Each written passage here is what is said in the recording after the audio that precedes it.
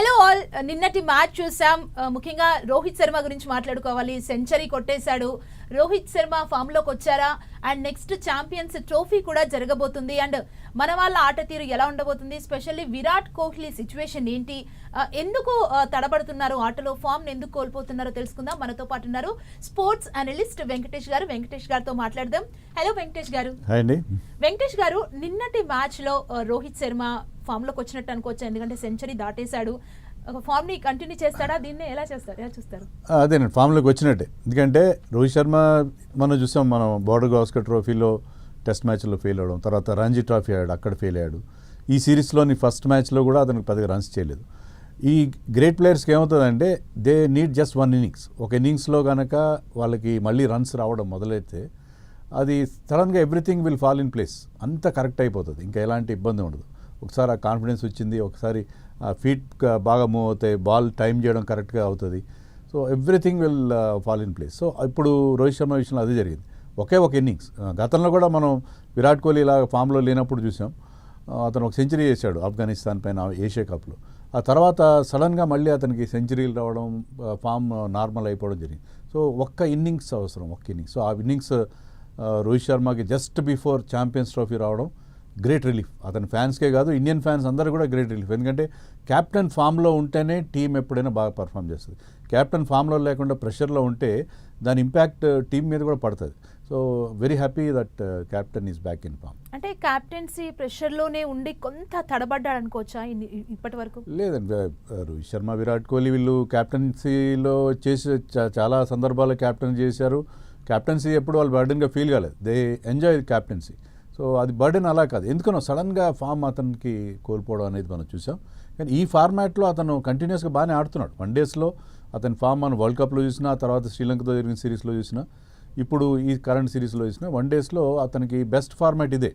So ఈ ఫార్మాట్లో అతను మళ్ళీ ఫామ్ అందుకోవడం నిజంగా చాలా పెద్ద రిలీఫ్ ఇండియాకి ఛాంపియన్స్ ట్రోఫీ ముందు. ఓకే అండ్ ఇప్పుడు మీరు రోహిత్ శర్మ గురించి మాట్లాడుతూ ఆ కాన్ఫిడెన్స్ వచ్చింది, ఇంకా ఫామ్ కంటిన్యూ చేస్తాడని అంటే మ్యాచ్లో కాన్ఫిడెన్స్ అనేది ఒక మ్యాజిక్. ఆ కాన్ఫిడెన్స్ వన్స్ వస్తే దూసుకెళ్ళిపోతారా? అదేనండి, ఇప్పుడు ఆ కాన్ఫిడెన్స్ ఎలా వస్తుంది అంటే ఒక్కసారి మీకు తెలియకుండా ఆ ఫ్లో వచ్చేస్తుంది. నిన్న ఆ ఫ్లో చూసాం. ఫస్ట్ బాల్ నుంచి అతను మిడిల్ చేశాడు. కొన్నిసార్లు ఏంటంటే ఎన్ని బాల్స్ అయినా అన్ని ఎడ్జ్లు తగులుతుంటాయి. ఒకసారి మీకు స్టార్టింగ్ నుంచి ఆ మిడిల్ చేస్తాడు, ఫీట్ ప్రాపర్గా మూవ్ కావడం. ఒకరోజు అది కుదురుతుంది, ఒకరోజు కుదరదు. ఎనీ వాక్ ఆఫ్ లైఫ్ మీరు ఏ ఫీల్డ్లోనే తీసుకోండి. మీరు యాంకరింగ్ చేసినప్పుడు కూడా ఒకసారి మీకు చాలా చాలా ఫ్రీగా చాలా మంచి ఉత్సాహంగా చేస్తారు, ఒకసారి కుదరదు, తడబడడం అవుతుంది. So it happens in every field. So అదే రకంగా రోహిత్ శర్మ కూడా నిన్న అన్ని విధాలు కలిసి వచ్చింది. అది రైట్ టైంలో వచ్చింది. ఎందుకంటే చాలా కాలంగా అతను ఆ ఫామ్లో లేకపోవడం, ముఖ్యంగా బోర్డర్ గవాస్కర్ ట్రోఫీలో 4 టెస్ట్ మ్యాచ్ల్లో 7-8 ఇన్నింగ్స్ ఆడి 31 రన్స్ మాత్రం చేశాడు. 31 రన్స్ అంటే ఒక ఇన్నింగ్స్లో అనుకుంటాం మనం. అలాగే 7-8 ఇన్నింగ్స్లో 31 రన్స్ అంటే చాలా చాలా పూర్ ఫామ్. సో మనకి చాలా ఇలాంటి వచ్చినప్పుడు ఏంటంటే చాలా ఇప్పుడు యూట్యూబ్ ఛానల్స్ అవన్నీ ఉన్నాయి. వాళ్ళు ఎలాంటి థియరీస్ ప్రపోజ్ చేశారంటే ఛాంపియన్స్ ట్రోఫీకి అతను తీసేస్తారు టీంలోంచి, వేరే కెప్టెన్ పెట్టేస్తారు. ఇలాంటివన్నీ rumour mills became very very active ఆ స్టేజ్లో. బట్ ఫార్చునేట్లీ ఇన్ టైంలో రోహిత్ శర్మ, ఎందుకంటే అతను ఆ ఎక్స్పీరియన్స్ కూడా అవసరం. మీరు మామూలు ట్రోఫీలు ఆడడం వేరే, మామూలు బైలాటరల్ సిరీస్ ఆడడం వేరే. ఐసీసీ ఈవెంట్స్ వాటి ఫైనల్స్ ఆడుతున్నప్పుడు ఎక్స్పీరియన్స్ చాలా ముఖ్యం. అంటే మీరు ఆల్రెడీ ఆ స్టేజ్లో ఉండి మీరు ఫైనల్ ఆడిన మీకు ఎక్స్పీరియన్స్ ఉంటే అది చాలా ఇంపార్టెంట్ అవుతుంది. So people like Rohit Sharma, Virat Kohli వీళ్ళు ఫామ్లోకి రావడం, మనకి యంగ్స్టర్స్ బాగా ఆడుతున్నారు, నో డౌట్. మనకు బోల్డంత టాలెంట్ ఉంది. But at the same time team ఎలా ఉండాలంటే it should be a blend of youth and experience. Youth ఉండాలి, ఎక్స్పీరియన్స్ రెండు ఉండాలి. సో అది మనకి ఇప్పుడు that way we are happy. And Kohli విషయానికి వస్తే మరోసారి కోహ్లీ ఫెయిల్ అయ్యారనే చెప్పొచ్చు. అండ్ ఇప్పుడు మనకి నెక్స్ట్ ఛాంపియన్స్ ట్రోఫీ కూడా రాబోతుంది. ఈ ట్రోఫీలో ఇలాగే పూర్ పర్ఫార్మెన్స్తో ఉండి యాక్టివ్గా లేకపోతే కనుక, ఫామ్లో లేకపోతే ఇండియాకి ఇది ఒక నష్టం అని అనుకోవచ్చా? అంటే రోహిత్ శర్మ విషయంలో ఎలా జరిగిందో, రోహిత్ శర్మ గురించి అలాగే అనుకున్నాం కదా. ఫామ్లో లేడు అనుకుంటే సడన్గా ఫామ్లోకి వచ్చాడు. అది రావడంతోనే 7 సిక్స్లు కొట్టి బ్రహ్మాండమైన స్థాయిలో వచ్చాడు. సో ఈ గ్రేట్ ప్లేయర్స్ ఏంటంటే వాళ్ళు ఏదో ఒక టైంలో ఖచ్చితంగా ఫామ్లోకి వస్తారండి. విరాట్ కోహ్లీ విషయంలో నాకు ఎలాంటి సందేహం లేదు. ఎందుకంటే విరాట్ కోహ్లీకి కూడా ఇది బెస్ట్ ఫార్మాట్. అతని రికార్డు చూస్తే స్టూపెండస్ రికార్డు ఉంది. ఆల్మోస్ట్ 14,000 రన్స్ ఉన్నాయి. 50 ODI సెంచరీస్ చేసిన ఏకైక batsmen. Sachin Tendulkar also scored 49. Virat Kohli already scored 50 centuries. మొన్న రీసెంట్గా వరల్డ్ కప్ అంటే 1 year బ్యాక్ వరల్డ్ కప్ ఆడినప్పుడు he was highest scorer. So Virat Kohli ఈ ఫార్మాట్లో ఫెయిల్ అవ్వడం అనేది ఉండదు. ఒకటేంటంటే ఇటీవల కాలంలో అతనికి వచ్చిన ఒక ప్రాబ్లం ఏంటంటే స్పిన్నర్స్ని ఆడడంలో ఇబ్బంది పడుతున్నాడు. ఈవెన్ నిన్నటి మ్యాచ్లో కూడా స్పిన్నర్కి అవుట్ అయ్యాడు. అదొక్కటే కొంచెం మనకి ఆందోళన కలిగిస్తుంది. Apart from that Virat Kohli కూడా తెలుసు తను ఇలాంటి సిచ్యువేషన్స్ బయటికి రావాలో అతనికి తెలుసు. ఈవెన్ ఐపీఎల్లో కూడా అనుకున్నాం స్పిన్నర్స్కి తడబడుతున్నామంటే లాస్ట్ ఇయర్ ఐపీఎల్లో స్పిన్నర్స్ మీద అతను కౌంటర్ అటాక్ చేసి బౌలింగ్ రన్స్ చేయడం కూడా చూసాం. సో విరాట్ కోహ్లీ లాంటి గ్రేట్ ప్లేయర్స్ ఏదో ఒక టైంలో ఫామ్లోకి వస్తారు. So Virat Kohli unfortunately first match ఆడలేదు. సో సెకండ్ మ్యాచ్లో ఫెయిల్ అయ్యాడు. బహుశా థర్డ్ మ్యాచ్లో అతను ఫామ్లోకి వస్తే మనం ఛాంపియన్స్ ట్రోఫీకి చాలా కాన్ఫిడెంట్గా వెళ్ళచ్చు. ఎందుకంటే యంగ్స్టర్స్ లైక్ శుభ్మన్ గిల్ కానీ శ్రేయస్ అయ్యర్ కానీ చాలా బాగా ఆడుతున్నారు. సో దానికి తోడుగా ఈ సీనియర్స్ కూడా ఫామ్లోకి వచ్చేస్తే ఛాంపియన్స్ ట్రోఫీలో మనం వన్ ఆఫ్ ది ఫేవరెట్స్గా. ఎందుకు సీనియర్స్ ఎందుకు తడబడుతున్నారు, ఎందుకు ఫామ్లో ఉండలేకపోతున్నారు? దానికి మెయిన్ రీజన్ ఏంటంటే మీరు సోషల్ మీడియాలో వాటిలో చూడండి. సోషల్ మీడియా ఒక్కటే కాదు, I'm not entirely blaming social media. ఈ మాజీ ఆటగాళ్ళు ఉన్నారు, సునీల్ గవాస్కర్ దగ్గర నుంచి చాలామంది మాజీ ఆటగాళ్ళు వీళ్ళు కామెంటరీ చేస్తున్నారు రెగ్యులర్గా.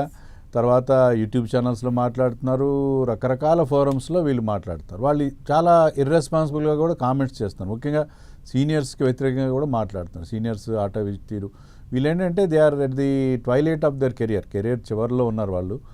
వాళ్ళ కంటిన్యూషన్ మీద క్వశ్చన్ మార్క్స్ రైజ్ అవుతున్నాయి. వాళ్ళ మీద బోల్డ్ ప్రెషర్ ఉంది, ఎందుకంటే యంగ్స్టర్స్ చాలామంది ఉన్నారు కాబట్టి.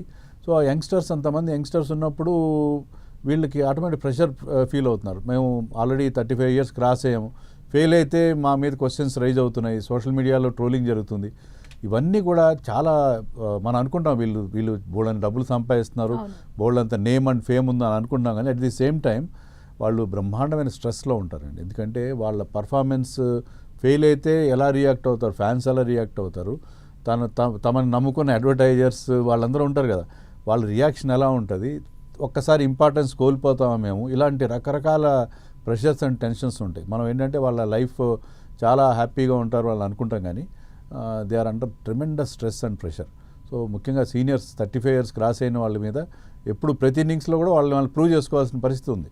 సో అందుకనే ఇటీవల కాలంలో బికాజ్ ఇండియాలో ఉన్న టాలెంట్ పూల్ ఎలా ఉందంటే ఎవరైనా ఇంజరీతో దూరం అయితే ఆ ప్లేస్లో వచ్చిన ప్లేయర్ బ్రహ్మాండంగా ఆడేసి ఆ అవతల ప్లేయర్ మళ్ళీ టీంలోకి రాకుండా చేసే పరిస్థితి కనిపిస్తుంది.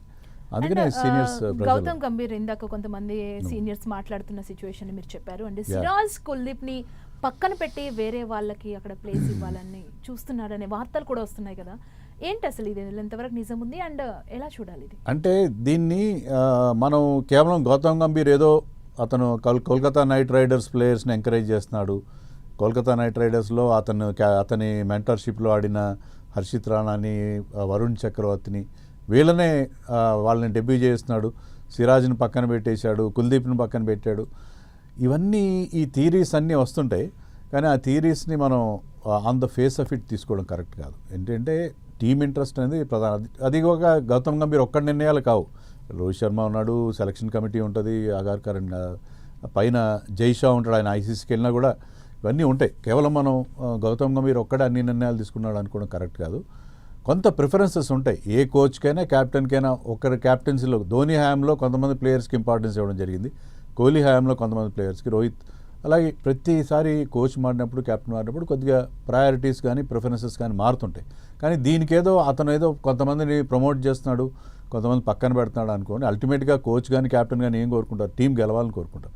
టీం గెలిస్తేనే వాళ్ళ కంటిన్యూషన్ కానీ వాళ్ళ పదవిలో కొనసాగడం కానీ సాధ్యపడుతుంది. అంతే తప్ప వాళ్ళు ఏదో పలాని ప్లేయర్ని ప్రమోట్ చేస్తున్నారు ఎజెండాలతో, వాళ్ళ పర్సనల్ ఎజెండాలు పెట్టుకున్నారు అనుకోవడం కరెక్ట్ కాదు. Particularly before that important tournament. ఇప్పుడు హర్షిత్ రాణాని ఎందుకు గౌతమ్ గంభీర్ అతనికి ప్రిఫరెన్స్ ఇస్తున్నాడంటే, ఒకవేళ బుమ్రా కనుక ఫిట్గా లేకపోతే హర్షిత్ రాణా టీంలోకి వచ్చే అవకాశం ఉంది. సో హర్షిత్ రాణాకి కాస్త గేమ్ టైం ఇస్తే మనకి అతను అంది వస్తాడు, అతనికి కాస్త పేస్ ఉంది, హైట్ ఉంది అని చెప్పి ఆ ఉద్దేశం. సిరాజ్ ఏంటంటే ఇటీవల కాలంలో కొద్దిగా అతను ఫామ్ డౌన్ అయింది. సో అందుకని ఓవర్ వర్క్ కూడా అయ్యాడు. సిరాజ్ అన్ని ఫార్మాట్స్ ఆడుతున్నాడు, కాస్త టైర్డ్గా ఉన్నాడు. సో హర్షిత్ రాణా ప్రిఫర్ చేశాడు. అలాగే వరుణ్ చక్రవర్తి కూడా is a match winner, any day is a match winner. So మనకి మిడిల్ ఓవర్స్లో వికెట్స్ తీసే బౌలర్స్ కావాలి. సో ఆ నేపథ్యంలో వరుణ్ చక్రవర్తిని కూడా అతను ఎంకరేజ్ చేస్తున్నాడు, కానీ కేవలం అతను తన శిష్యులు వాళ్ళు అని చెప్పి ఏదో ప్రమోట్ చేస్తున్నాడు అనుకోవడం కరెక్ట్ కాదు. ఓకే, కేఎల్ రాహుల్ కీపర్గా మంచిగా ఫ్లై అవుతున్నారు బ్యాట్స్మెన్గా. అంటే ఇప్పుడు ఛాంపియన్స్ ట్రోఫీ రాబోతుంది కదా, తనను పక్కన పెట్టి ఆ ప్లేస్లో ఇంకొకరికి ఇస్తారు అని కూడా మనం వింటున్నాము. ఇది ఎంతవరకు నిజం? అసలు అలా చేయడం వల్ల ఏంటి కలిసి వచ్చేది, ఏంటి కలిసి రాదు? ఒకటండి, కేఎల్ రాహుల్నే మెయిన్ కీపర్గా అనుకున్నారు. అక్కడ రిషబ్ పంత్ కూడా ఉన్నాడు, కేఎల్ రాహుల్ ఉన్నాడు, ఇద్దరు టీంలో ఉన్నారు. కానీ ఎప్పుడైతే ఈ సిరీస్లో 2 మ్యాచ్లో కేఎల్ రాహుల్ ఆడించారో మన టీమ్ మేనేజ్మెంట్ ఉద్దేశం మనకు అర్థమైంది. ఏంటంటే KL Rahul is their first choice. So KL రాహుల్తోనే వెళ్తారు వాళ్ళు కీపర్గా అని అర్థమైంది. కానీ అయితే కేఎల్ రాహుల్కి బ్యాటింగ్ విషయంలో మరీ ఎక్కువ లేట్గా 6లో 7లో పంపిస్తే అది అతనికి అస్సలు సూటబుల్ కాదు. అతను నెంబర్ 5లో బాగా ఆడతాడు. కానీ టీమ్ ఇంట్రెస్ట్ ప్రకారం ఒక లెఫ్ట్ హ్యాండర్ ఉండాలని చెప్పి అక్షర్ని అతనికంటే ముందు పంపించడం, లేట్గా రావడం వల్ల కేఎల్ రాహుల్ తనకు అలవాటు లేని ప్లేస్లో అతను రన్స్ చేయలేకపోవడం అనేది. But KL Rahul experience player. అతను ఫామ్లోకి వస్తే 3rd మ్యాచ్లో కనీసం అతన్ని కాస్త ముందు పంపించి అతనికి కాస్త ఎక్కువ బ్యాటింగ్ వచ్చేలా చేస్తే, కాన్ఫిడెన్స్ వస్తే అతను కూడా ఆడే అవకాశం ఉంది. సో ఈ ఎప్పుడైనా సరే ఒక ప్లేయర్ ఇద్దరు కీపర్స్ ఉన్నప్పుడు టీమ్ మేనేజ్మెంట్ చాలా క్లారిటీతో వ్యవహరించాలి. సో నువ్వే కంటిన్యూ అవుతావు, నువ్వు ఫెయిల్ అయినా సరే నీతోనే ఉంటామని అంటే ఆ ప్లేయర్ ప్రెషర్ లేకుండా ఉంటాడు. కేఎల్ రాహుల్కి ఆ కాన్ఫిడెన్స్ కానీ టీమ్ ఇస్తే I think he will be back in form అని అనుకుంటున్నాను. ఓకే, అంటే ఛాంపియన్స్ ట్రోఫీలో రిషబ్ పంత్ని ఆడిస్తారు కేఎల్ రాహుల్ ప్లేస్లో అని చెప్పి అంటున్నారు కదా. ఒకవేళ రిషబ్ పంత్ ఆడితే ఎలా ఉంటుంది ఛాంపియన్స్ ట్రోఫీలో? రిషబ్ పంత్ ఎక్స్పీరియన్స్గా అనాలిసిస్ ఎలా చేస్తారు? రిషబ్ పంత్ ఆడితే బాగానే ఉంటుంది. కానీ రిషబ్ పంత్ రికార్డు కనుక మనం చూస్తే వన్ డేస్లో అంత గొప్ప రికార్డు లేదు. వెరాజ్ కేఎల్ రాహుల్ ఈవెన్ వరల్డ్ కప్లో బాగా ఆడాడు, కన్సిస్టెంట్ ప్లేయర్, కీపింగ్ కూడా బాగా చేస్తున్నాడు. సో మెయిన్గా రిషబ్ పంత్ కంటే కూడా KL Rahul better candidate. Rishabh Pant కొన్ని అడ్వాంటేజ్ అంటే ఇది left hander. So left hander కాబట్టి అతను కాస్త కౌంటర్ అటాక్ చేయగలుగుతాడనే ఉద్దేశం తప్పిస్తే ఐ థింక్ ఈ లాంగర్ ఫార్మాట్లో కేఎల్ రాహుల్ అంటే ఒక కన్సిస్టెంట్ ప్లేయర్ ఉంటే, ఒకవేళ ముందు కనుక వికెట్లు పడినా సరే ముందు ఉన్న బ్యాట్స్మెన్ అతను తర్వాత పరిస్థితి చక్కదిద్దే పరిస్థితి ఒక అవకాశం ఉంటుంది. So I think KL Rahul is the right choice అని అనుకుంటున్నాను నేను. టీం కూడా అదే ఉద్దేశంతో వెళ్తున్నారు. రిషబ్ పంత్ అనే ఒక ఆప్షన్ ఉంటుంది, but I think first choice KL Rahul మాత్రమే ఉంటాడని చెప్పి మనం ఎక్స్పెక్ట్ చేయొచ్చు. అది అతను కూడా కన్వే చేయాలి.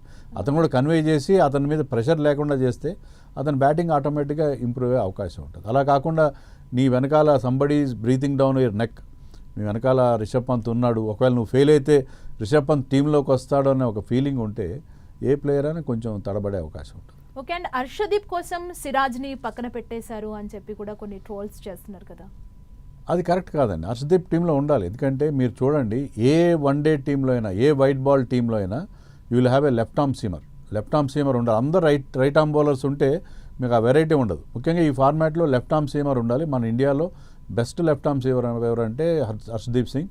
అతను ఆడిన అన్ని మ్యాచ్లో ప్రూవ్ చేస్తున్నాడు. ఈవెన్ T20 వరల్డ్ కప్లో కూడా చాలా కీ రోల్ ప్లే చేశాడు. సో అలాంటి బౌలర్ ఖచ్చితంగా ఉండదు. సో హర్షదీప్ కోసం సిరాజ్ని పక్కన పెట్టి ఇవన్నీ ఏంటంటే సోషల్ మీడియా ఈవెంట్స్. ఇవన్నీ సోషల్ మీడియాలో రకరకాల, అంటే వాళ్ళకి క్రికెట్ పెద్దగా తెలియని వాళ్ళు ఏదో తమకు తోచిన వ్యాఖ్యానాలు చేసేస్తుంటారు. ఎందుకంటే వాళ్ళకి అవకాశం, ఒక ఫోరం దొరికింది, దాన్ని చేస్తారు. అవి వైరల్ అవుతుంటాయి కొన్నిసార్లు. ఎందుకంటే ఎమోషనల్గా మాట్లాడితే అవి ఎక్కువ వైరల్ అవుతాయి. మీరు లాజిక్తో మాట్లాడితే అవి ఎవరు పట్టించుకోరు. లాజిక్ అంటే కూడా ఎమోషన్ ఎక్కువ రూల్ చేస్తుంది. సో అలాంటి ఎమోషనల్ మాటలే తప్ప లాజికలీ మనకు ఖచ్చితంగా ఒక లెఫ్ట్ ఆర్మ్ సీమర్ ఉండాలి. మీరు ఛాంపియన్స్ ట్రోఫీకి సెలెక్ట్ అయిన ఆడుతున్న 8 టీంలో చూడండి, ప్రతి టీంలో ఇన్వేరియబుల్గా ఒక లెఫ్ట్ ఆర్మ్ పేసర్ అనేవాడు ఖచ్చితంగా ఉంటాడు. ఓకే, అంటే హర్షదీప్ పర్ఫార్మెన్స్ గురించి మీరేం చెప్తారు? హర్షదీప్ చాలా బాగా పర్ఫామ్ చేసి ఎక్కడిచ్చినా సరే న్యూ బాల్తో బాల్ స్వింగ్ చేస్తున్నాడు, డెత్లో మంచి బౌలింగ్. ఎప్పుడు కెప్టెన్ అతను బాల్ ఇచ్చినా కూడా is performing his role very well. So మంచి మంచి కరేజియస్ ప్లేయర్. కొన్ని రన్స్ ఇచ్చినా సరే అతను ఏ మాత్రం ఎలాంటి తడబాటు లేకుండా చాలా బాగా పర్ఫామ్ చేస్తాను Harshdeep. So he's definitely should be there in the 11లో అతను ఖచ్చితంగా ఉండాలని చెప్పి నేను ఎక్స్పెక్ట్ చేస్తాను. ఓకే, అండ్ ఛాంపియన్స్ ట్రోఫీకి చాలా తక్కువ టైం ఉంది యాక్చువల్లీ. ఈ టైంలో టీం ఎలా ప్రిపేర్ అయితే బాగుంటుంది? అంటే పాత జరిగిన మిస్టేక్స్ ఏమైనా ఉంటాయో అవన్నీ సరి చేసుకొని ఎలా ముందుకెళ్తే బాగుంటుంది? సరి చేసుకోవడానికి మనకి ఎక్కువ టైం లేదు. ఒకటే మ్యాచ్ మిగిలి ఉంది. యాక్చువల్గా ఏంటంటే ఇంగ్లాండ్తో మనం 5 T20s ఆడాం, 3 వన్డేస్ ఆడుతున్నాం. కానీ ఛాంపియన్స్ ట్రోఫీ లాంటి ఒక వన్డే టోర్నమెంట్ ముందున్నప్పుడు మనం 5 వన్డేస్ 3 T20s ఆడి ఉంటే మీరు అన్నట్టుగా మనకు ఉన్న లోపాలు ఏమన్నా సరిదిద్దుకోవడానికి, విరాట్ కోహ్లీ లాంటి వాళ్ళ ఫామ్లోకి రావడానికి, కేఎల్ రాహుల్ ఫామ్లోకి రావాలన్నా, కోహ్లీ మిగతా వాళ్ళందరినీ టెస్ట్ చేయాలన్నా, కుల్దీప్ యాదవ్ చాలా కాలం తర్వాత ఆడుతున్నాడు ఇంజరీ నుంచి వచ్చి, అతనికి సరైన గేమ్ టైం దొరకలేదు. సో మనం 5 వన్డేస్ ఆడి ఉంటే చాలా కరెక్ట్గా ఉండేది. మన ప్రిపరేషన్ చాలా ప్రాపర్గా ఉండేది. ఇప్పుడు ఏంటంటే మనం T20s ఎక్కువ ఆడేసాం మనం, 1 days 3 మాత్రం ఆడుతున్నాం. సో సరైన ప్రిపరేషన్ లేకుండా ఛాంపియన్స్ ట్రోఫీకి వెళ్తున్నామేమో, మన ప్లేయర్స్ అందరూ ఫామ్లోకి వచ్చే వాళ్ళకు అవకాశం కల్పించలేదేమో అని నాకు అనిపిస్తుంది. అంటే మనకు అందరూ రైట్ హ్యాండ్ వాళ్ళే ఉన్నారు. అంటే రిషబ్ ఉన్నాడు కదా, లెఫ్ట్ హ్యాండ్కి సంబంధించి ఏమంటారు, అంటే ఫామ్ ఎలా ఉండొచ్చు? అంటే ఇప్పుడు మనకి మీరు అన్నట్టు అందరూ రైట్ హ్యాండర్స్ ఉన్నారు, టాప్ 6 కనుక తీసుకుంటే. బట్ మనం ఆల్రెడీ చూసాం ఈ సిరీస్లోనే అక్షర్ పటేల్ని ఒక ఫ్లోటర్గా యూజ్ చేసుకుంటున్నారు. So he batted at number 5 both మ్యాచెస్లో. అతను నెంబర్ 5లో బ్యాటింగ్ చేశాడు. అంటే అతను హార్దిక్ పాండ్యా, కేఎల్ రాహుల్ కంటే కూడా ముందు బ్యాటింగ్ చేస్తున్నాడు. So left right combination maintain చేయడం కోసం అతన్ని ముందు తీస్తున్నారు. అలాగే జైస్వాల్ కూడా మనకు ఆప్షన్ ఉన్నాడు, ఓపెనర్గా జైస్వాల్ ఆడే అవకాశం కూడా మనకు కనిపిస్తుంది. కాబట్టి సో లెఫ్ట్ రైట్ కాంబినేషన్ ఉంటే బాగుంటుంది. ఈవెన్ వాషింగ్టన్ సుందర్ కూడా ఈ can play up the order. Washington Sundar కూడా టీంలో ఉన్నాడు, అతను కూడా 11లో వస్తే అతన్ని కూడా మీరు కాస్త ముందు పంపించే అవకాశం ఉంటుంది. సో ఐడియల్గా left handers left right combination ఉంటే బాగుంటుంది. కానీ మనం వన్డే వరల్డ్ కప్లో ఫైనల్ దాకా వెళ్ళాము, ఇదే సేమ్ అందరూ రైట్ హ్యాండర్స్తోనే వెళ్ళాం. So the main thing is that you should play your best 11. అతను రైట్ హ్యాండరా లెఫ్ట్ హ్యాండర్ అని కాదు, మీ టీంలో బెస్ట్ ప్లేయర్తోనే మీరు వెళ్ళాలి. వీలైనంత వరకు మీరు లెఫ్ట్ రైట్ కాంబినేషన్ మెయింటైన్ చేయాలి. బట్ లెఫ్ట్ హ్యాండర్ కంటే ఆ రైట్ హ్యాండర్ మచ్ బెటర్ అనుకుంటే you should go with that right hander. Okay, and Jasprit Bumrah గురించి మనం మాట్లాడుకున్నట్లయితే ఫామ్ సిచ్యువేషన్ ఏంటి బూమ్రాది, అండ్ ఛాంపియన్స్ ట్రోఫీలో అతను దూసుకురాగలడా, ఏం చెప్తారు? ఇప్పుడు యాక్చువల్గా అయితే థర్డ్ వన్డేలో బుమ్రా ఆడాలి, కానీ ఇంతవరకు అలాంటి న్యూస్ లేదు మనకి బుమ్రా ఫిట్నెస్ విషయంలో. సో థర్డ్ వన్డే కూడా ఆడకుండా డైరెక్ట్గా అతను ఇంజరీ నుంచి వచ్చి ఛాంపియన్స్ ట్రోఫీలో ఆడే అవకాశాలు చాలా తక్కువ కనిపిస్తున్నాయి. ఎట్ దిస్ పాయింట్ మనకేమనిపిస్తుంది అంటే బుమ్రా బహుశా ఛాంపియన్స్ ట్రోఫీ ఫిట్ అయ్యే అవకాశం లేదు. అతను అనవసరంగా తొందరపడి అతన్ని ఆడించేసి మళ్ళీ ఆ ఇంజరీ తిరగబెట్టి అగ్రివేట్ చేయడం కంటే కూడా ఛాంపియన్స్ ట్రోఫీలో అతన్ని పక్కన పెట్టి మనకున్న ఇప్పుడు ఉన్న బౌలింగ్ మహమ్మద్ షమి మళ్ళీ ఇంజరీ నుంచి వచ్చి బాగానే బౌలింగ్ చేస్తున్నాడు, హర్షదీప్ ఉన్నాడు, తర్వాత హర్షిత్ రాణా, హార్దిక్ పాండ్యా, వీళ్ళతో మనం వెళ్తే బాగుంటుందని చెప్పి అనుకుంటాను. ఎందుకంటే అక్కడ కూడా మనం దుబాయ్లో ఆడబోతున్నాం. దుబాయ్లో ఫాస్ట్ బౌలర్స్ పెద్ద హెల్ప్ ఉండే పిచ్లేం కాదు, స్లో పిచెస్ ఉంటాయి. అక్కడ స్పిన్నర్స్ ఎక్కువగా పర్ఫామ్ చేసే అవకాశం ఉంది. సో బుమ్రా ఉంటే నథింగ్ లైక్ ఇట్. బుమ్రా ఏ టీంకైనా బుమ్రా లాంటి బౌలర్ అనేది ప్రధాన అవసరం. కానీ బుమ్రా ఫిట్నెస్ విషయంలో రిస్క్ చేయడం కూడా కరెక్ట్ కాదు. సో ఇప్పుడు మనకి అన్ఫార్చునేట్లీ అతను అవైలబుల్గా ఉండే అవకాశం 12th రోజున మనం ఫైనల్ టీం చెప్పాలి. 12th కల్లా మనం మన ఫైనల్ 11 విషయంలో అనౌన్స్ చేయాల్సి ఉంటుంది. సో ఆనాటికి బుమ్రా ఫిట్ అయ్యే అవకాశాలు చాలా తక్కువ కనిపిస్తుంది, ఎందుకంటే టైం తక్కువ ఉంది. చాలా తక్కువ ఉంది. ఓకే, అంటే ఇప్పుడు క్రికెటర్స్లో ఫిట్నెస్ అనేది చాలా ఇంపార్టెంట్. ఇప్పుడు ఎగ్జాంపుల్ బుమ్రా తీసుకుందాం, ఎందుకు ఫిట్నెస్ని మెయింటైన్ చేయలేకపోతున్నారు, ఎందుకు వెనకబడుతున్నారు అనుకోవచ్చు? అంటే ముఖ్యంగా వీళ్ళు ఆడుతున్న అమౌంట్ ఆఫ్ క్రికెట్ చాలా ఎక్కువ క్రికెట్ ఆడుతున్నారు. తర్వాత ఫాస్ట్ బౌలర్స్కి ఇంజరీస్ అవ్వడం అనేది చాలా కామన్గా ఉంటుంది. మీరు ప్రపంచవ్యాప్తంగా ఎక్కడ చూసినా సరే ఫాస్ట్ బౌలర్స్ ముఖ్యంగా ఎక్కువ వేగంతో బౌలింగ్ చేసి 140 km/h బౌలింగ్ చేసే బౌలర్స్కి వాళ్ళ బాడీ మీద ఎక్కువ చాలా స్ట్రెయిన్ పెడతారు. బాడీకి చాలా ఎక్కువ అంత ఒత్తిడి గురి చేసినప్పుడు ఆటోమేటిక్గా ఇంజరీస్ అనేవి part and parcel of their life. ముఖ్యంగా ఫాస్ట్ బౌలర్స్ ఇంజరీస్ అదిగా బుమ్రా యాక్షన్ ఏంటంటే చాలా ఆక్వర్డ్ యాక్షన్ ఉంటుంది. చాలా తక్కువ రన్అప్తో అతను చాలా ఎక్కువ ఎఫర్ట్ పెడతాడు. దానివల్ల అతను ఇన్ని రోజులు కంటిన్యూ అవ్వడం చాలా గొప్ప విషయం అని చెప్పి కొంతమంది ఫిట్నెస్ ఎక్స్పర్ట్స్ చెప్తారు. ఎందుకంటే అలాంటి యాక్షన్ ఉన్న వాళ్ళు తొందరగా బ్రేక్ డౌన్ అవుతారని చెప్తారు. But Bumrah somehow is managing. But unfortunately wrong టైంలో అతను ఇంజర్డ్ అవ్వడం అనేది మనకు కొంచెం ఇబ్బందికరమైన. ఓకే, అంటే బుమ్రా పర్ఫార్మెన్స్లో ప్లస్లు ఏంటి, మైనస్లు ఏంటి? బుమ్రా పర్ఫార్మెన్స్లో అన్ని ప్లస్లే అన్నాడు. సో అతను ఏంటంటే ఎక్కడైనా బౌలింగ్ న్యూ బాల్తో బౌలింగ్ చేస్తాడు, మిడిల్ ఓవర్స్లో, డెత్లో, ఏ ఫార్మాట్ లేని all format bowler, once in a generation talent అతను. సో అలాంటి బౌలర్ ఏ టీం అయినా సరే కళ్ళకి అత్తుకుని టీంలో పెట్టుకుంటారు. ప్రాబ్లీ వరల్డ్లో ఇప్పుడున్న బౌలర్స్లో, ఫాస్ట్ బౌలర్స్లో కానీ స్పిన్నర్స్లో కానీ నెంబర్ 1 బౌలర్ ఎవరంటే అక్రాస్ ఫార్మాట్స్ అన్ని ఫార్మాట్స్లో జస్ప్రీత్ బుమ్రా. సో అతన్ని మించిన బౌలర్ ఎవరు కనబట్టలేదు. అన్ఫార్చునేట్లీ అంత మంచి బౌలర్ని మనం ఛాంపియన్స్ ట్రోఫీలో మిస్ అవుతాం. అంటే లాస్ట్ టైం మనం ఆస్ట్రేలియా వల్లే వరల్డ్ కప్ని మిస్ అవ్వడం జరిగింది. అంటే ఈసారి అందులో మెయిన్ ప్లేయర్స్ ఎవరు లేకపోవడం మనకు అది కలిసి వచ్చే అంశమా, ఏం చెప్తారు మీరు? కొంతవరకు కరెక్టే మీరు అన్నట్టు. ఎందుకంటే వాళ్ళ కెప్టెన్ ప్యాట్ కమిన్స్ అతని పర్ఫార్మెన్స్ తీరా మిస్ అవుతారు, అతని క్యాప్టెన్స్ కూడా మిస్ అవుతారు. ఎందుకంటే అది వరుసగా టైటిల్స్ గెలిపించి పెడుతున్నాడు టీంకి. అలాగే హైజల్వుడ్ కానీ, Mitchell Marsh, Stoinis, 4 key players లేకుండా ఆడుతున్నారు. క్యామరన్ గ్రీన్ కూడా లేడు. కానీ ఆస్ట్రేలియా విషయం ఏంటంటే వాళ్ళు కూడా మంచి బెంచ్ స్ట్రెంత్ ఉంది. తర్వాత ఇంకోటి ఏంటంటే ఆస్ట్రేలియాని మీరు టైటిల్ గెలవకుండా చేయాలంటే వాళ్ళని గ్రూప్ స్టేజ్లో వాళ్ళని ఎలిమినేట్ చేయగలగాలి. ఒక్కసారి నాకౌట్కి వస్తే నాకౌట్లో వాళ్ళు ఆడినంత బాగా ఎవరు బాగా ఆడరు. సో సెమీఫైనల్ ఫైనల్ కనుక వాళ్ళు రీచ్ అయితే ట్రాఫీ వాళ్ళు ఎగరేసిపోయినట్టే అనుకోవాలి. సో అలాంటి టీం అది ఆస్ట్రేలియా. మనకున్న వాళ్ళ రికార్డు కనుక చూస్తే వాళ్ళు లూజ్ అయిన ఫైనల్స్ చాలా తక్కువ. సో ఒక్కసారి వాళ్ళు లీగ్ స్టేజ్ దాటుకుని నాకౌట్ స్టేజ్కి వస్తే వాళ్ళని పట్టుకోవడం చాలా కష్టం. అంటే ఇప్పుడు అందులో మెయిన్ ప్లేయర్స్ ఛాంపియన్స్ ఆడట్లేదు కాబట్టి ఎలా ఉండొచ్చు, కొంత బలం తగ్గిందని అనుకోవచ్చు కదా? డెఫినెట్గా తగ్గింది. డెఫినెట్గా ముఖ్యంగా కెప్టెన్ లేకపోవడం, హ్యాజల్వుడ్ లాంటి మంచి బౌలర్ లేకపోవడం ఖచ్చితంగా వాళ్ళకి ఇబ్బంది. కానీ వాళ్ళకి రీప్లేస్మెంట్స్ కూడా బాగానే ఉన్నాయి. ఎందుకంటే అక్కడ మ్యాక్స్వెల్ ఉన్నాడు, తర్వాత స్టీవ్ స్మిత్ ఇప్పుడు చాలా మంచి ఫామ్లో ఉన్నాడు, Mitchell Starc. So Travis head మనకు తెలుసు కదా, మన ఇండియాకి మీద ఎప్పుడు బాగా ఆడే ప్లేయర్ ట్రావిస్ హెడ్. సో వాళ్ళకి మంచి టాలెంట్ ఉన్నది, వాళ్ళది టాలెంట్ లేకుండా లేదు. బట్ వాళ్ళ గ్రూప్ కూడా చాలా టఫ్గా ఉంది. ఆ గ్రూప్లో ఇంగ్లాండ్ ఉంది, సౌత్ ఆఫ్రికా ఉంది, ఆఫ్ఘనిస్తాన్ కూడా చాలా టఫ్ టీం అది. సో ఆ గ్రూప్ స్టేజ్ కనుక వాళ్ళు దాటలేకపోతే అది ఇండియా కలిసి వచ్చే అంశంగా చెప్పుకోవచ్చు. ఓకే. అండ్ ఛాంపియన్స్ ట్రోఫీలో మనకి ఎవరితో ఎక్కువగా పోటీ ఉండే అవకాశం ఉంది, ఏ టీంతో? మనకి డెఫినెట్గా ఆస్ట్రేలియా. మనం అంటే గ్రూప్ స్టేజ్ దాటుకుంటే మనకి ఆస్ట్రేలియాతో ప్రాబ్లం. న్యూజిలాండ్ కూడా ఇప్పుడు తక్కువగా అంచనా వేయడానికి లేదు. అంటే ఆస్ట్రేలియా అంటే మెయిన్స్ లేరు కాబట్టి తక్కువగా ఉన్నారు, లేకపోయినా సరే వాళ్ళు ఎప్పుడు ఎనీ టైం అదే అని చెప్పి నాకౌట్కి వాళ్ళు వచ్చిన తర్వాత వాళ్ళని ఎప్పుడు మనం తక్కువగా అంచనా వేయలేం. New Zealand is also very strong team. వాళ్ళకన్నా ఆల్రౌండర్స్ కానీ వాళ్ళకి స్పిన్నర్స్ కూడా బాగున్నారు. తర్వాత అఫ్కోర్స్ ఇంగ్లాండ్ ఈజ్ ఆల్వేస్ ఇక్కడ ఇప్పుడు ఫెయిల్ అయినా సరే ఇంగ్లాండ్ కూడా చాలా స్ట్రాంగ్ టీం అది. ప్లస్ పాకిస్తాన్ ఎప్పుడు తక్కువగా అంచనా వెళ్ళాం. పాకిస్తాన్ని ఏమాత్రం తక్కువ. వాళ్ళు మామూలు అప్పుడు చాలా ఆర్డినరీగా అనిపిస్తారు, కానీ ఇలాంటి టోర్నమెంట్స్లో బాగా ఆడతారు.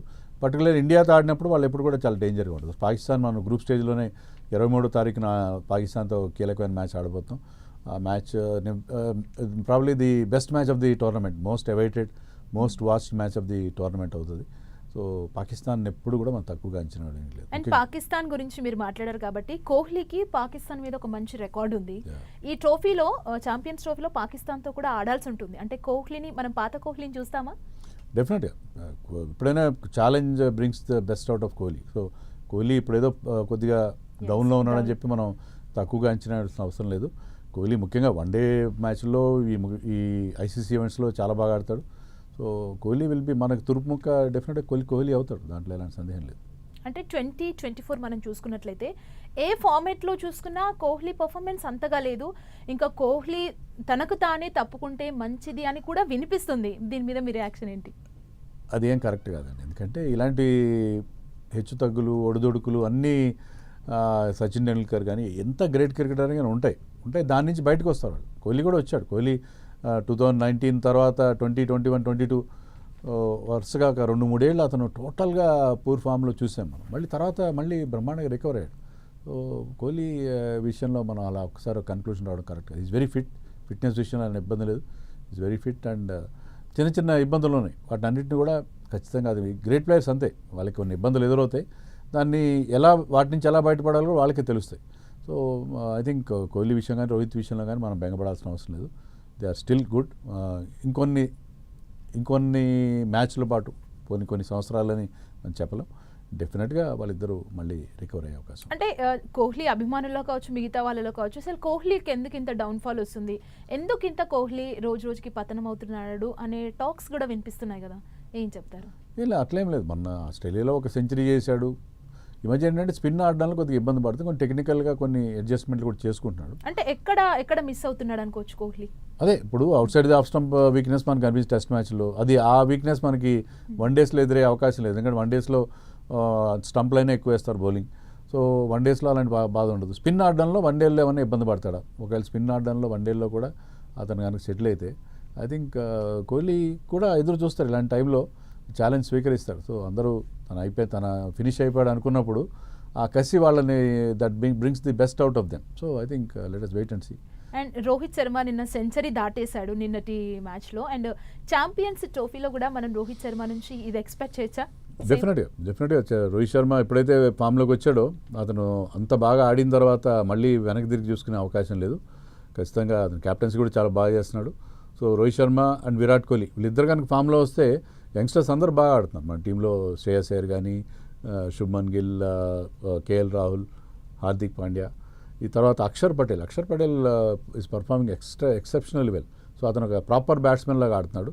నెంబర్ 5లో వచ్చి అతను టీంకి చాలా important innings, even T20 world కప్లో కూడా ఆడాడు. సో ఇంత మంచి యంగ్స్టర్స్ ఉన్నప్పుడు ఈ సీనియర్స్ ఇద్దరు కనుక ఫామ్లోకి వచ్చేస్తే ఛాంపియన్స్ ట్రోఫీలో మనం ఖచ్చితంగా మన ఛాన్సెస్ చాలా చాలా ఇంప్రూవ్ అవుతాయి. అంటే గిల్ ఆట తీరు గురించి మీరు ఏం చెప్తారు? గిల్ కూడా టెస్ట్లో అంత బాగా ఆడకపోవడం చూసాం, కానీ ఇప్పుడున్న వన్డే సిరీస్లో అద్భుతంగా అతను పర్ఫామ్ చేశాడు. సో గిల్కున్న ఒక గొప్ప లక్షణం ఏంటంటే అతను 20s 30s క్రాస్ అయ్యాడంటే మీకు he will make it count. అతను పెద్ద సెంచరీ ఏం చేస్తాడు, ఒక 80 70. సో గిల్ ఒక ఎండ్లో ఉండి ఒక లాంగ్ ఇన్నింగ్స్ ఆడతాడు. చాలా మంచి టెంపర్మెంట్ ఉంది, అంత యంగ్స్టర్కి మంచి టెంపర్మెంట్ ఉంది. ఒక లాంగ్ ఇన్నింగ్స్ ఆడతాడు కాబట్టి అతను ఒక సైడ్ ఉంటే మిగతా వాళ్ళు కాస్త అగ్రెసివ్గా ఆడి పెద్ద స్కోర్ చేసే అవకాశం ఉంటుంది. సో ఒక యాంకర్ రోల్ ప్లే చేయడంలో గిల్ అంటే విరాట్ కోహ్లీకి భవిష్యత్తులో అతను వారసుడుగా అయ్యే అవకాశం మనకు కనిపిస్తుంది. సో శుభ్మన్ గిల్కి ఉన్న గ్రేట్ క్వాలిటీ ఏంటంటే ఈ ఆల్వేస్ ప్లేస్ లాంగ్ ఇన్నింగ్స్. టెస్ట్లో కానీ ఏ ఫార్మాట్లో అయినా పెద్ద ఇన్నింగ్స్ ఆడతాడు. సెటిల్ అయిన తర్వాత చాలామంది ఏంటంటే 20s 30s అవుట్ అయిపోతారు, కానీ శుభ్మన్ గిల్ ఒకసారి 20s 30s దాటాడంటే అతను ఒక పెద్ద నాక్ ఆడే ఒక మంచి టెంపర్మెంట్ ఉంది. కాబట్టి I think Shubman Gill is a key member of this team. అంటే ఎనీ మ్యాచ్ కొంతమంది ప్లేయర్స్ మీద కొన్ని ఎక్స్పెక్టేషన్స్ ఉంటాయి. అండ్ ఇప్పుడు ఛాంపియన్స్ ట్రోఫీ కూడా జరగబోతుంది, ఎవరు ఎక్కువగా ఆడతారు ఈ టీంకి అనే ఎక్స్పెక్టేషన్స్ కూడా అభిమానుల్లో ఉంటాయి, ప్రతి ఒక్కరిలో ఉంటాయి. ఈ ట్రోఫీలో మన టీం నుంచి ది బెస్ట్ అంటే మీరు ఏం చెప్తారు?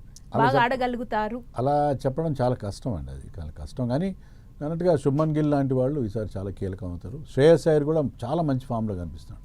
అది అతను స్పిన్నర్స్ని బాగా ఆడతాడు. అతను ఐ థింక్ దుబాయ్లోని ట్రాక్స్ అతని స్టైల్ ఆఫ్ ప్లేకి చాలా ఇంపార్టెంట్ అవుతాయి. శ్రేయస్ అయ్యర్ కూడా ఇటీవల కాలంలో కాస్త డౌన్లో ఉన్నాడు, అన్ని ఫార్మాట్స్ నుంచి ఇండియన్ టీంకి దూరం అయిపోయాడు. సో మళ్ళీ అతనికి అవకాశం వచ్చింది. అవకాశం కూడా ఎలా వచ్చిందంటే ఫస్ట్ మ్యాచ్లో విరాట్ కోహ్లీకి ఇంజరీ అవ్వడంతో లాస్ట్ మినిట్లో అతను టీంలోకి వచ్చాడు. అవకాశాన్ని అతను 2 చేతులతో అందిపుచ్చుకున్నాడు, 2 మంచి ఇన్నింగ్స్ ఆడాడు. సో శ్రేయస్ అయ్యర్ అండ్ శుభ్మన్ గిల్ వీళ్ళు చాలా ముఖ్యమైన ప్లేస్. అలాగే along with Rohit and Kohli కూడా. ఎందుకంటే మీకు వన్డేలో ఏమవుతుందంటే మీరు ఎవరైతే టాప్ 4లో ఆడతారో వాళ్ళకి ఎక్కువ అవకాశాలు వస్తాయి, ఎక్కువ they face number of balls కొంత సెటిల్ అయ్యి కాస్త పెద్ద ఇన్నింగ్స్ ఆడే అవకాశం ఉంటుంది. కాబట్టి మన టాప్ 4 చాలా బాగా ఆడే అవకాశాలు నాకు కనిపిస్తాయి. Okay. And India Pakistan match అంటే ఒక హై వోల్టేజ్ మ్యాచ్. ఆ రోజు మొత్తం అందరూ ఆ డే కోసం ఈగర్గా వెయిట్ చేస్తున్న సిచ్యువేషన్ ఉంటుంది. ఈసారి ఈ ఛాంపియన్స్ ట్రోఫీలో వాళ్ళతో ఆడేది కూడా మనం ఉంది కాబట్టి అసలు ఎట్లా ఎదుర్కొనే ఛాన్స్ ఉంది ఈ 2 టీమ్స్? అది ఒక రెవెంజ్ మ్యాచ్ అవుతుంది మనకి. ఎందుకంటే లాస్ట్ టైం ఛాంపియన్స్ ట్రోఫీ 2017లో జరిగింది, తర్వాత మళ్ళీ ఇప్పుడే జరుగుతుంది.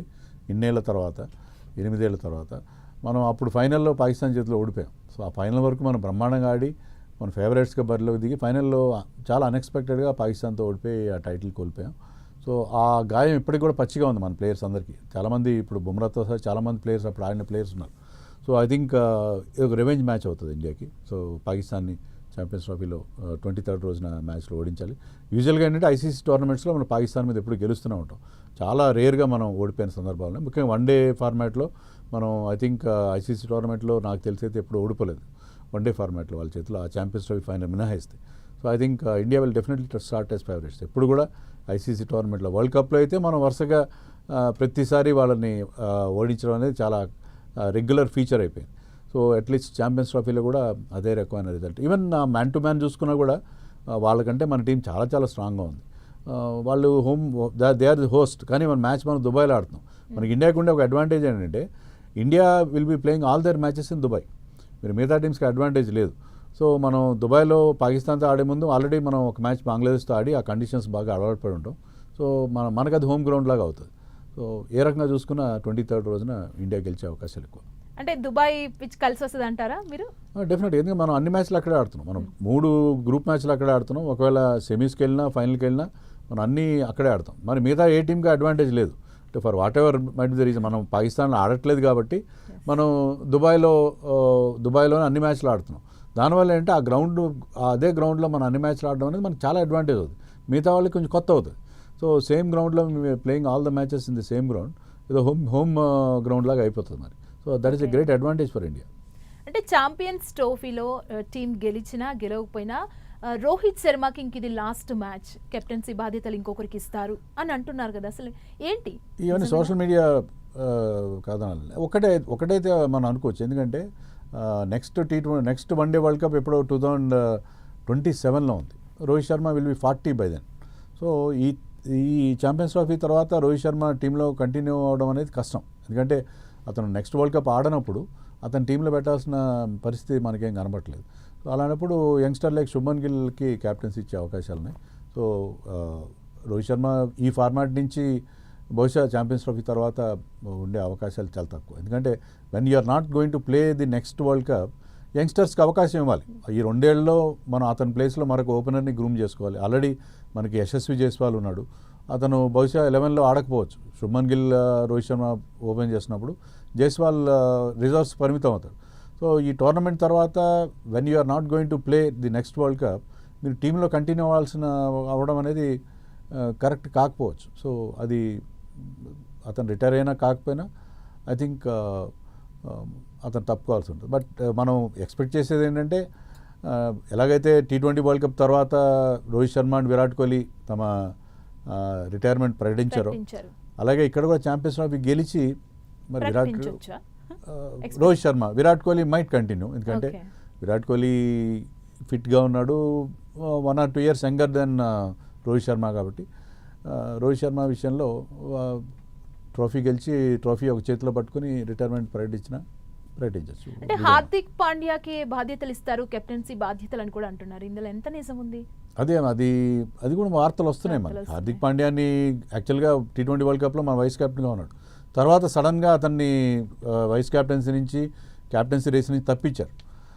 మళ్ళీ అతను తెర మీదకి ఎలా వస్తాడో మనకు అర్థం కావట్లేదు. సో చూడాలి మరి హార్దిక్ పాండ్యాకి ఇస్తారా, శుభ్మన్ గిల్కి ఇస్తారా ఏంటంటే. హార్దిక్ పాండ్యాకి ఇస్తే టీం బెస్ట్గా ఉంటుందా, శుభ్మన్ గిల్కి ఇస్తే బెస్ట్గా ఉంటుందా? మీ అనాలిసిస్ ఏంటి ఇద్దరిట్లో? నా దృష్టిలో హార్దిక్ పాండ్యా కంటే కూడా Shubman Gill is right candidate. Hardik Pandya ఏంటంటే కొంచెం అతని యాటిట్యూడ్ కానీ ప్లేయర్స్తో అతను వ్యవహరించే తీరు, కొన్నిసార్లు అతను ఓవర్ అగ్రెసివ్గా కొంచెం మిగతా ప్లేయర్స్తో వ్యవహరించే తీరు అంత ఎఫెక్టివ్గా ఉండదేమో అని అనిపిస్తుంది నాకు. So I think Shubman Gill is a better candidate then Hardik Pandya నేను అనుకుంటున్నాను. ఓకే, అంటే ఎందుకు హార్దిక్ పాండ్యాలో ఏం మైనస్ చెప్తారు మీరు? అదేనంటే అతను మిగతా సీనియర్ ప్లేయర్స్ విషయంలో కాస్త అతను దురుసుగా ప్రవర్తించడం, అది మనకు కనిపిస్తుంది. ఐపీఎల్లో కానీ మనం కొన్ని సందర్భాలు చూస్తుంది ఏంటంటే అతని మీద ఇంకో విమర్శ రెగ్యులర్గా వచ్చేది ఏంటంటే వేరే ప్లేయర్స్ 50s 600s చేసేయడానికి వాళ్ళకి అవకాశం ఇవ్వడు అనేది కూడా ఒక కొంచెం సెల్ఫిష్గా ఆడతాడు అన్నట్టుగా కూడా కొంత ఫీలింగ్ ఉంది జనరల్గా. It may be correct or may not be correct. So Hardik Pandya విషయంలో he's not a popular player among the team. Players అందరికీ అంత పాపులర్ కాదేమో. సో టీంలో ఏంటంటే మీకు లీడర్షిప్ క్వాలిటీస్తో పాటు టీంలో ప్లేయర్స్ అందరితో మీరు చాలా చక్కగా మేనేజ్మెంట్ అనేది చాలా ముఖ్యం. ఆ మేనేజ్మెంట్లో అతను అంత ఎఫెక్టివ్ కాదేమో అని చెప్పి మాకు even last time chief selector కూడా చెప్పాడు శుభ్మన్ గిల్కి ఎందుకు వైస్ క్యాప్టెన్స్ ఇచ్చారంటే మాకు డ్రెస్సింగ్ రూమ్ రిపోర్ట్స్ అలా వచ్చినాయి. Shubman Gill is a better. అసలేంటి డ్రెస్సింగ్ రూమ్ రిపోర్ట్స్ ఏంటి? ఇప్పుడు మొత్తం ఇదే వైరల్ అవుతుంది. డ్రెస్సింగ్ రూమ్లో ఎవరు ఎలా ప్రవర్తిస్తున్నారు, ఎవరంటే మిగతా ప్లేయర్స్ ఇష్టపడుతున్నారు అనేది చాలా ముఖ్యం. సో క్యాప్టెన్ అనేవాడు ఒక స్కూల్ మాస్టర్ లాగానో లేకపోతే ఒక టీచర్ లాగానో ఉండకూడదు కదా. సో అది మెయిన్గా ఏంటంటే ఈ should be behaving very well with all the players. అందరితో మంచిగా ప్రవర్తించే ఒక పరిస్థితి ఉండాలి. సో హార్దిక్ పాండ్యా అలాంటి విషయంలో కొద్దిగా వెనకబడి స్ట్రాటజీ కానీ అతను ఐపీఎల్లో కూడా టైటిల్ గెలిపించి పెట్టాడు. ఐపీఎల్లో అతని క్యాప్టెన్సీ చాలా బాగుంది నో డౌట్. కానీ బట్ ఐ థింక్ కొన్ని క్వాలిటీస్ వల్ల అతన్ని కాస్త రేస్లో వెనకబడ్డాడేమో అనిపిస్తుంది. ఓకే, ఇప్పుడు ఛాంపియన్స్ ట్రోఫీ ఒకవేళ గెలవకపోతే కోచ్గా గంభీర్ సిచ్యువేషన్ ఏంటి? చాలా కష్టం.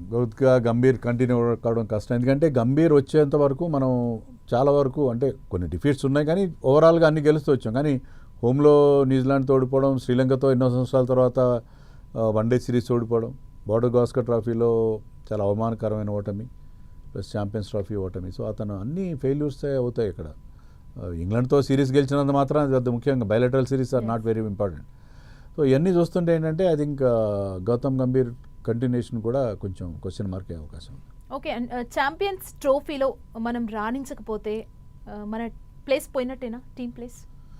ఛాంపియన్స్ ట్రోఫీలో మనం కనుక సరిగ్గా ఆడకపోతే ఐ థింక్ మన టీము నెక్స్ట్ వరల్డ్ కప్ కూడా కొంచెం ఇబ్బంది పడాల్సింది. మన ప్లేస్ కొంచెం ఇబ్బంది పడుతున్నట్టు. Yeah. ఓకే, అంటే సిరాజ్కి సంబంధించి ఏం చెప్తారు మీరు? Siraj needs some rest. ఎందుకంటే అన్ని ఫార్మాట్స్ ఆడుతున్నాడు, కొద్దిగా అతని ఫామ్ కూడా డౌన్ ఉంది. సో ప్రస్తుతానికి అతను కొంత రెస్ట్ ఇస్తే టీంలో ఎప్పుడైతే మీరు స్థానం కోల్పోతారో మళ్ళీ మీరు మళ్ళీ పుంజుకునే అవకాశం ఉంటుంది. సో ఆ రెస్ట్ కొన్నిసార్లు అది మేలే చేస్తుందని అనుకుంటున్నాను. ఓకే అండి, ఛాంపియన్స్ ట్రోఫీ కూడా మనకు చాలా తక్కువగా టైం ఉంది. మీరు ఫైనల్ ఏం చెప్తారు? ఛాంపియన్స్ ట్రోఫీకి సిద్ధమవుతుంది మన టీం. విరాట్ కోహ్లీ ఫామ్లోకి వస్తే ఐ థింక్ ఛాంపియన్స్ ట్రోఫీలో మన ఫేవరెట్స్గా బరిలో దిగే అవకాశం ఉంది. బుమ్రా ఉంటే చాలా అద్భుతంగా ఉంటుంది. బుమ్రా లేకపోయినా కూడా మన టీం స్ట్రాంగ్గానే ఉంది. వరుణ్ చక్రవర్తిని వాషింగ్టన్ సుందర్ ప్లేస్లో కనుక తీసుకోగలిగితే ఐ థింక్ మన బౌలింగ్ మరింత పదునుగా వచ్చే అవకాశం ఉంటుంది.